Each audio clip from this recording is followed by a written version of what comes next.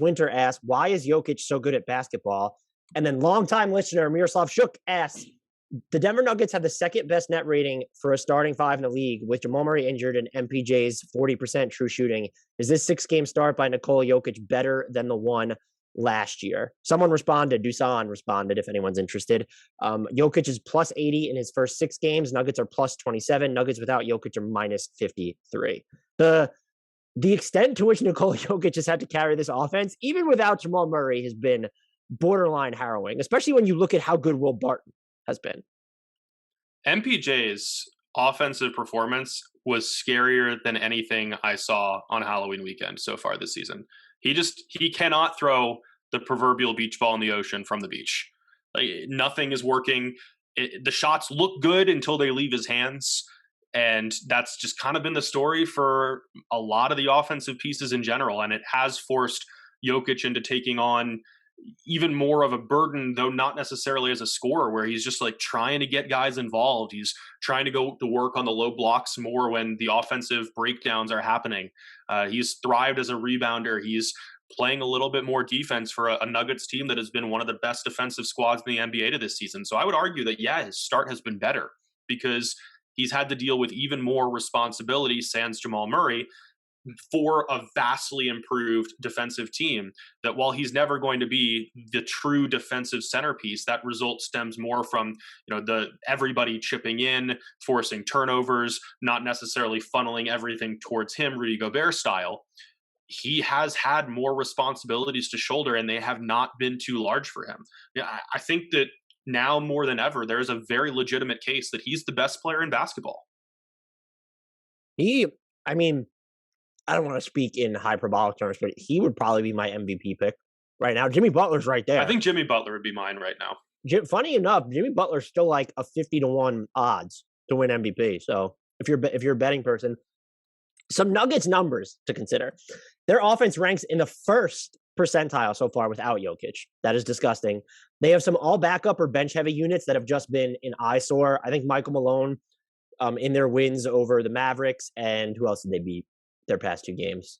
Apparently my memory's blanking, but over their past 2 games, I think he's done a better job of sort of mixing up the rotations, and we did see Bones a little bit, I believe, but those units have been getting killed, and I think you're going to need to do, some people mentioned bringing Will Barton to the bench. I don't think you need to do that. You probably just need to stagger him more heavily.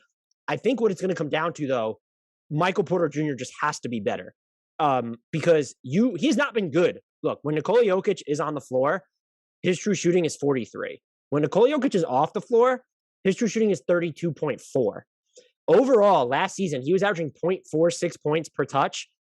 That's basically in half this season. He's at 0.255.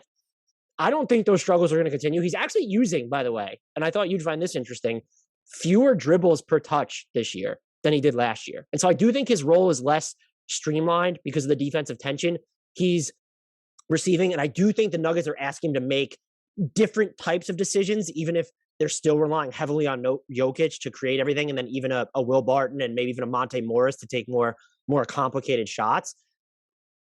The ceiling of this team, Nikola Jokic is both its floor and its ceiling, but if they're going to get like the bump up, Michael Porter Jr. has the capacity to both drag them down or take them to another level. And I think that's what's going to be huge. And they'll be scarier if he's going to play better during the Jokic minutes.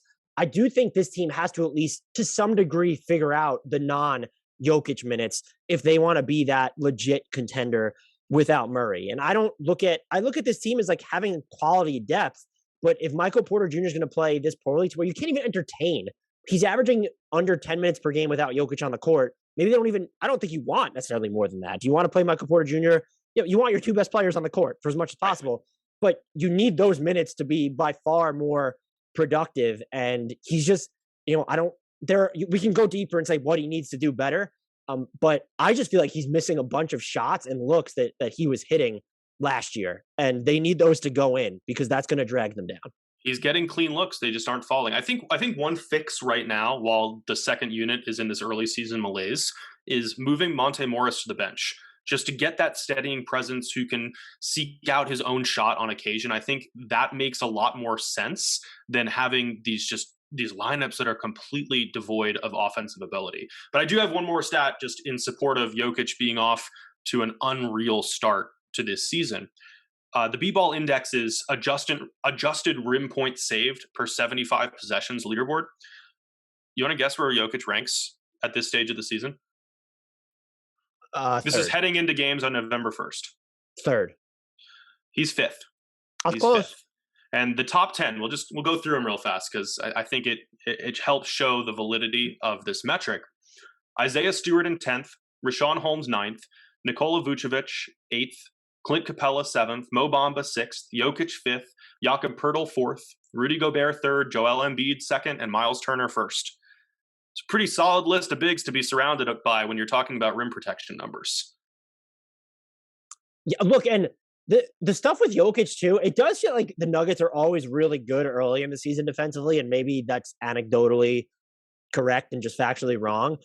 I just feel like at the start of every season we talk about how, oh wow, Jokic is playing really aggressively on defense and he's coming up to the level of the screen. And at some point it's like, hey, we got to stop thinking that this is new. This is how they've used Jokic. He has great hands. I'm curious to see whether it's something that sustains all year. It feels very much like the Nuggets are always stingier than you'd expect. Maybe at the beginning and the end of the year, like sort of that bookend. But what happens during the middle? Overall, though, the fact that they've been better on defense than offense this year is probably almost encouraging. I wouldn't say it's definitely, but it's got to be almost encouraging. I think it's good news ultimately when you know that you have Jamal Murray coming back at some point.